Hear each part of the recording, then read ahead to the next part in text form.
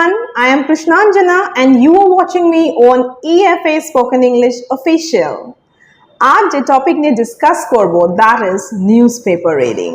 Well, খবরের কাগজ পড়লে ইংলিশ খবরের কাগজ পড়লে কি খুব ভালো করে আমি স্পোকেন ইংলিশটা শিখে যাব, আমার ইংলিশ স্ট্রং হয়ে যাবে? Question mark, yes or no? Well, আমার উত্তর এটাতে হবে a big yes and also a big no. অর্থাৎ হ্যাঁ 100% হবে, আবার 100% না হবে না। ভাবছি আমি কি বলছি? I'll just clear করে দেব। বিগত 17 years above টিচিং এক্সপিরিয়েন্স থেকে আমি তোমাদের এটা বলতে পারি যে স্পোকেন ইংলিশ শিখতে গেলে যদি আমরা খবরের কাগজ পড়ি তাহলে আমাদের ইংলিশের লেভেলটা আগে আমাদেরকে জানতে হবে। ওকে, ধরো কেউ খুবই কাঁচা ইংলিশে, ওকে, সেন্টেন্স মেকিং করতে সে পারছে না, স্টক অফ ওয়ার্ডস খুবই পুয়ার, খুবই ভয় লাগে ইংলিশটাকে। একটা কমন ম্যাথস ইংলিশ কিছু সাবজেক্টস থাকে যেগুলো জেনারেলি স্টুডেন্টসরা খুব ভয় পেয়ে থাকে, তার মধ্যে ধরো ইংলিশ একটা।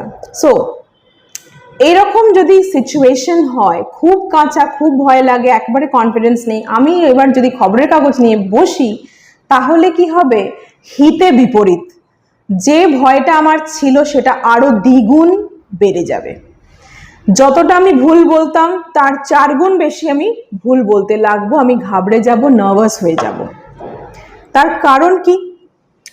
অনেকে ভাবে যে খবরের কাগজটা একটা বেসিক ব্যাপার, মানে নিউজ পেপার পড়াটা কোনো ম্যাটার না, খুব easy, but it's not so. News পেপারের কিছু নিজস্ব ভোক্যাবুলারি থাকে, স্টক অফ ওয়ার্ডস থাকে, it deals with politics, right? News is about what's happening globally, it's about the constitution, amendment, treaty, policy.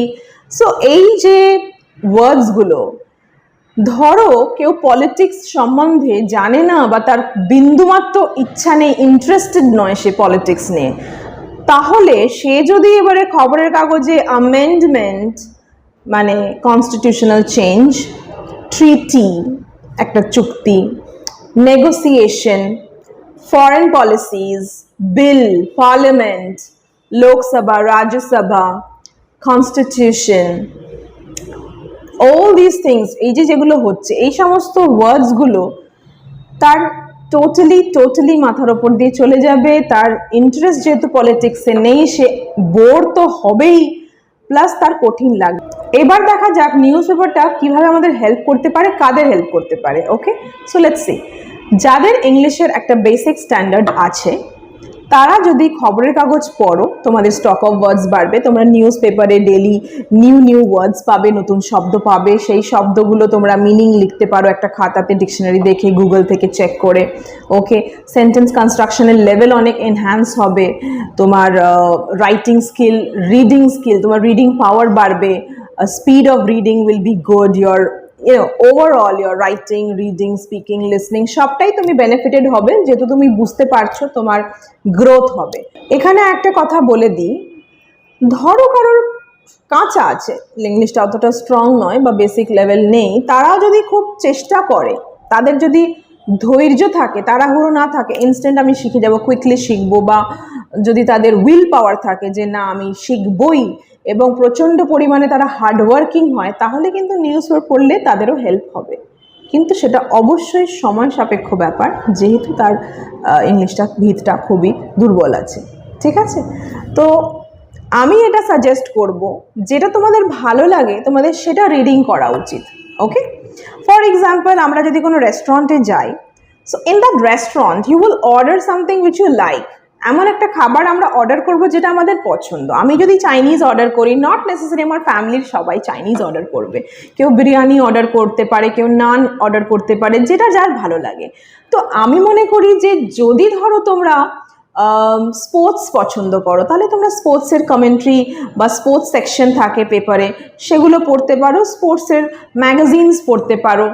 যদি ধরো তোমাদের মনে হয় যে মুভিজে খুব ইন্টারেস্ট আছে, এন্টারটেইনমেন্ট সেকশনে মুভিজও আসছে, তো তোমরা তাহলে মুভি রিলেটেড কারোর ইন্টারভিউ পড়ো, কোনো মুভির রিভিউ পড়ো, সো যেটা ভালো লাগে, রাঁধতে ভালোবাসো খুবই, তাহলে কোনো রেসিপি পড়ে নাও না ইংলিশে, খুব ইজি এবং হেল্পফুল।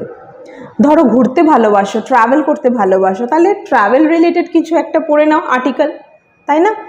ছোট ছোট যদি ছোটদের গল্পের বইও পড়ো ইংলিশে, ক্লাস মেবি 1, 2, 3, 4, যেরকম তোমার মনে হবে যে তোমার জন্য সুটেবল, তো সেই স্টোরি বুকসগুলো কিন্তু তোমাকে খুবই খুবই হেল্প করবে, খবরের কাগজের থেকে বেশি হেল্প করবে। ওকে, সো আই থিঙ্ক যেটা আমার পছন্দ আমি সেটা পড়বো। একটা ম্যাঙ্গো ফ্রুটির বক্স, তুমি সেখানে দেখবে লেবেলে অনেক কিছু লেখা আছে, সেটাও পড়লে আমার হেল্প হবে। একটা শ্যাম্পুর বটলেও অনেক কিছু লেখা থাকে, একটা সসের বটলে, চিপসের প্যাকেটে, তো তুমি যে কোনো কিছু পড়তে পারো। এটা একদমই ভেবো না যে আমাকে 10 পাতার খবরের কাগজ পড়ে ফেলতে হবে তাহলে আমি খুব ভালো পারবো, আদৌ তা না। তো আই হোপ পুরো কনসেপ্টটা বোঝাতে পারলাম, বক্তব্যটা রাখতে পারলাম। So that's it for today. Thanks for tuning in. Stay tuned for the next one. Bye bye. God bless everyone. Thanks for watching.